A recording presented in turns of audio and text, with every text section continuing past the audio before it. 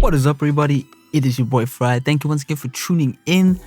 Today I'm pretty much going to be giving you a bit of sauce on adding reverb to your main vocal. But yeah, I've been recently using the IR1, which is really cool because I heard Alex May uses it on Young Thug stuff, and I really like how Young Thug's music is kind of nice and wide. So I've kind of started using that. I'll obviously be using a free plugin that plugin that comes with FL Studio, just as a kind of example for all the guys out there.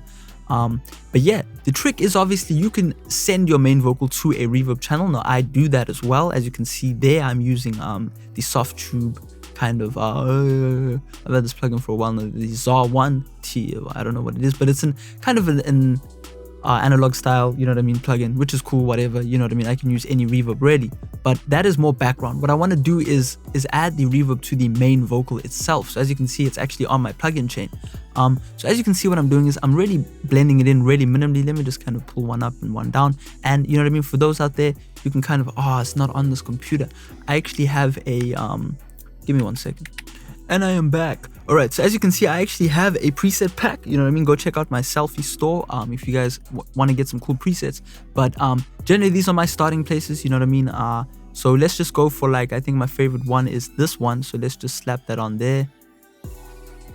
And boom. Alright, there we go. So as you can see there, wet and dry, we want to keep the actual reverb really low within the mix. You kind of just want to play around with the low cut, high cut. General rule of thumb is to cut it around 5,000 hertz because you don't want that tinny sound in the reverb. Keep the decay pretty short, as you can see, 1.4, 1.4. You know what I mean? You can really see I'm using this rule of thumb. High damping, whatever. It's not too important. Pre-delay, you want to kind of add a little bit in. 16 is what Future's engineer would have used.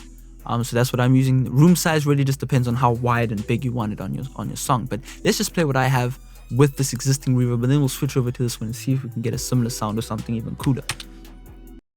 But I hate when you're gone. Stay for a little, but don't stay too long. Only part of me likes you, but barely at all. I wish you the best, please do not get me wrong. Losing my mind, don't know what's going on. You play like a pro, but it makes you a con. Are you sure that you're right when you... So there you go. As you can hear, it's kind of open, you know what I mean, because of that reverb. So let's turn it off and we can hear again. But I hate when you're gone. Stay for a little, but don't stay too long. Only part of me likes you, but barely at all. I wish you the best, please do not get me wrong. Losing my mind, don't know what's going on. You play like a pro, but it makes you a con. Are you sure that you're right when you tell me I'm wrong? Deposit my time just to get it withdrawn. Pull up to the scene, I hop in the whip. Baby say what's up? I just want the money, so I gotta test my luck.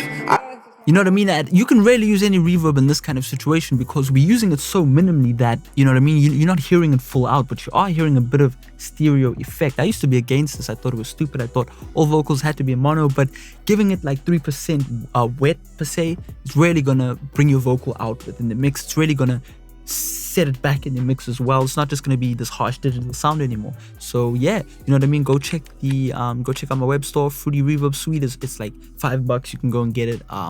It has a bunch of presets for the Fruity 1 as well as the Fruity 2. I personally prefer the Fruity Reverb 1 for hip-hop vocal mixing per se, but you can use those on any instruments, on saxophones, on pads and chords and whatever as well for all you beat makers. But anyway, yeah, it is your boy Farai. I hope you learned something. This is just one of my favorite tricks I use. You can do this with a bit of delay as well, a bit of flanger, you know what I mean. Blend them in 3%, 4%, and you might get a new sound that you didn't know existed before. So anyway, it is your boy Farai. I hope you learned something. Peace out.